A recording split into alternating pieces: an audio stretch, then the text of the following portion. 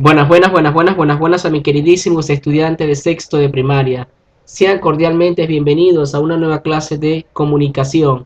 En esta oportunidad estaremos hablándoles sobre el sujeto.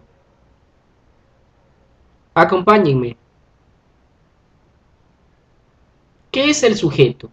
Recordemos que el sujeto en la oración es la palabra o conjunto de palabras que nombra a las personas, animales u objetos que realizan la acción, estado o proceso que indica el verbo. Es decir, el sujeto es aquello de lo cual se dice o se predica. Podemos identificar el sujeto preguntando quién o quiénes realizan la acción del verbo y automáticamente obtenemos el sujeto. Es muy sencillo. ¿Cuáles son las clases de sujeto que existen? Bueno, tenemos el sujeto expreso, que es el que aparece explícito, es decir, visible en la oración. Ejemplo, Carlos estudia economía. En la oración Carlos estudia economía podemos ver el sujeto Carlos, ¿verdad? Que está visible. ¿Quién estudia economía? Carlos. Preguntando al predicado obtenemos el resultado de quién es el sujeto, lo que le dijimos en la clase, en la diapositiva anterior. ¿Ve? Entonces, Carlos es la persona que estudia economía. Cuando hablamos de sujeto tácito, hablamos de aquel que no está, que está omitido y que se sobreentiende a partir del verbo.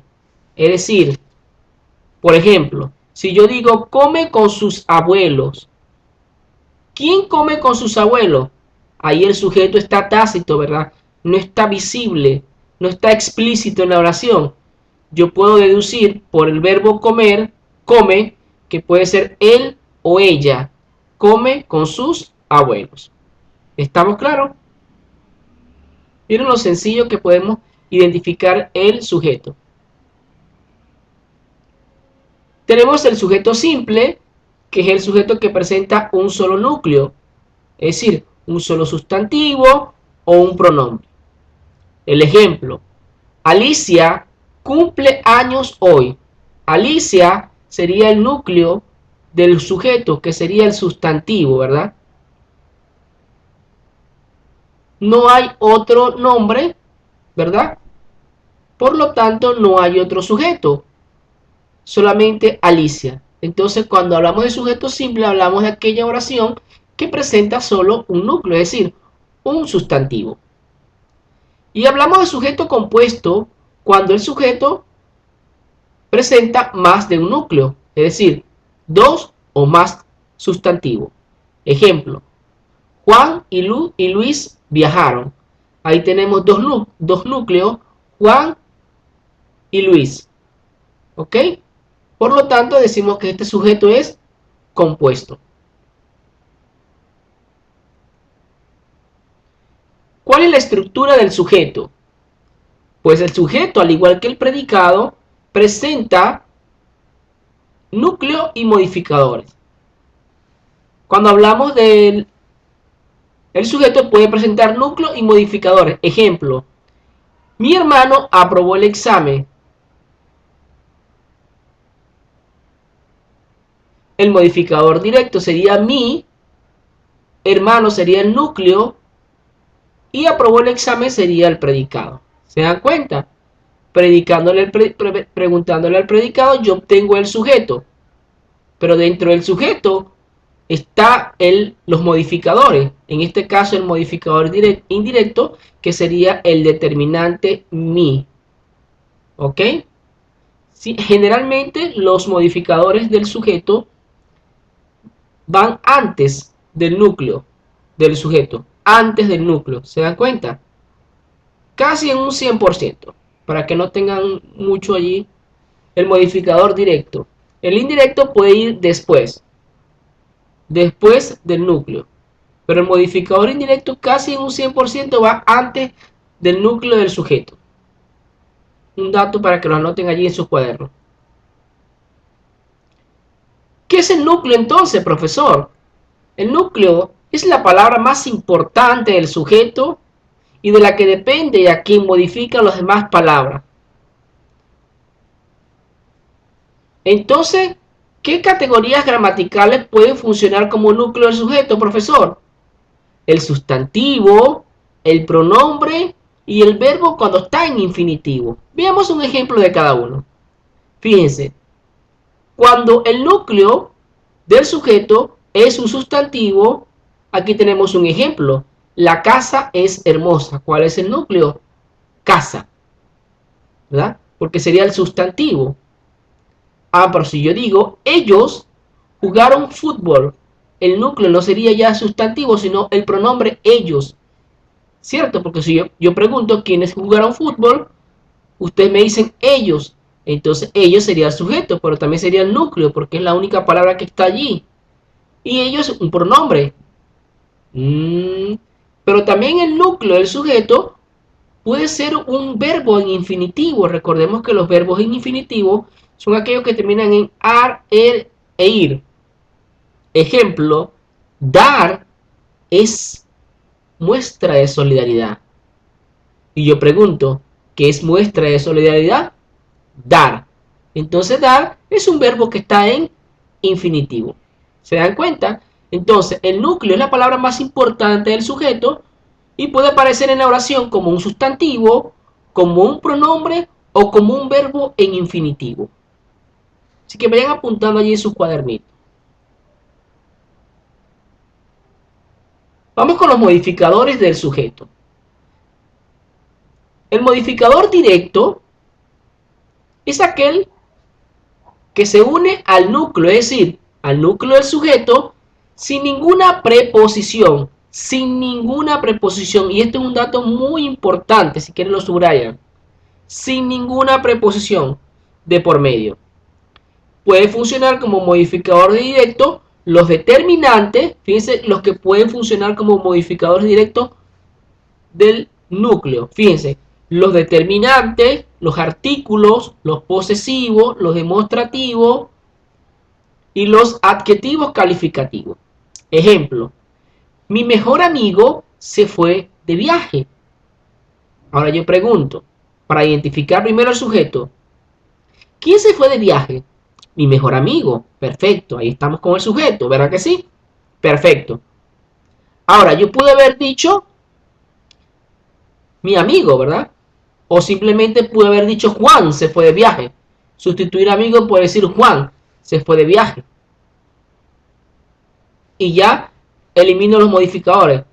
Pero al decir mi mejor, es decir que no fue cualquier amigo que se fue de viaje. Mi mejor amigo. Entonces, mi mejor son dos palabras que están modificando al núcleo que es amigo. Porque no es igual que yo diga mi amigo se fue de viaje a que yo diga mi mejor amigo. ¿Ve?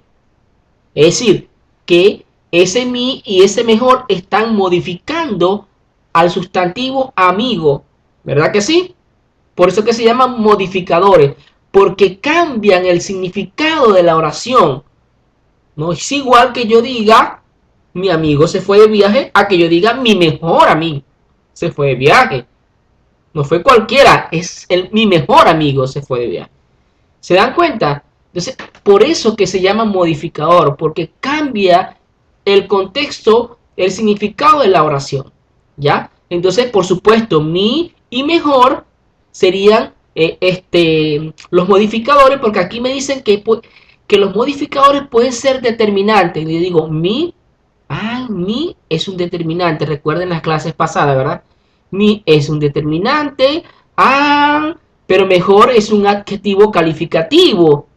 Y digo, entonces sí está en la línea que me están indicando acá. Entonces mi y mejor serían modificadores directos. Amigo sería el núcleo del sujeto. Y, por supuesto, mi mejor amigo sería el sujeto en sí. Porque yo pregunto al predicado, ¿quién se fue de viaje? Y tú me respondes, mi mejor amigo. ¿Verdad? ¿Se dan cuenta? ¿Cómo podemos identificar tanto los modificadores como el núcleo del sujeto? Ahora, Fíjense, presten mucha atención a este modificador, que es el modificador indirecto. El modificador indirecto, a diferencia del directo, es aquel que se une al núcleo mediante una preposición. Es decir, en el modificador directo no aparecía la figura de la preposición por ninguna parte, ¿verdad que sí? Pero en este, a diferencia del anterior, sí debe estar presente debe introducirse mediante una preposición, que puede ser a, con, de, en, sin, cualquiera de ellas. Ejemplo, fíjense, presten atención. El carro de mi tío se quedó sin gasolina. Y yo pregunto, primero para identificar el sujeto, ¿quién se quedó sin gasolina? Usted me responde, el carro de mi tío. Perfecto, Carlitos. Ese es el sujeto. Ahora vamos con los modificadores. El profesor me dijo que el determinante puede ser el modificador directo puede ser un determinante. Él, en este caso, es un determinante, por lo tanto, sería un modificador directo, porque está antes. Generalmente los modificadores directos están antes del núcleo, y núcleo sería carro. El profesor me dijo que el modificador indirecto siempre iba introducido mediante una preposición.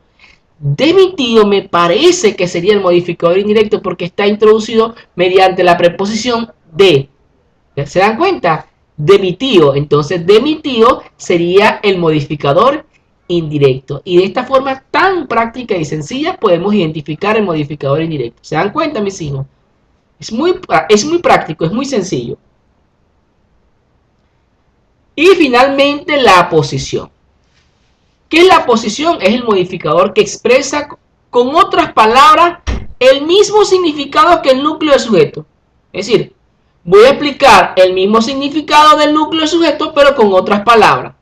¿Ya? Generalmente se va a ubicar después del núcleo, porque voy a explicar con otras palabras lo que significa el núcleo. Por ejemplo, si yo digo Miguel Grau, el caballero de los mares, porque así era llamado el gran Miguel Grau, es un orgullo del Perú. ¿Se dan cuenta? Que aquí la posición está explicando con otras palabras el significado de Miguel Grau, ¿verdad? El caballero de los mares. Por eso yo digo el caballero de los mares, esa frase que está allí incrustada es la posición, porque es la que expresa con otras palabras el mismo significado del núcleo sujeto, que sería Miguel Grau.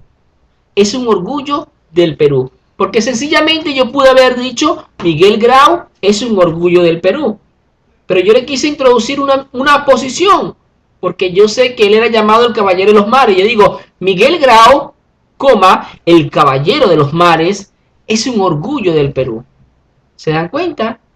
Es muy práctico identificar la posición, porque en la posición siempre va a explicar con otras palabras el núcleo del sujeto de que se está hablando en la oración. No me queda más que darle las gracias a mis queridísimos estudiantes de sexto de primaria. Para mí siempre será un placer y un honor guiarlos en este maravilloso mundo hacia el encuentro con los aprendizajes. Quien les habló una vez más, su profesor Ulises Oria. Chao, chao, se les quiere mucho.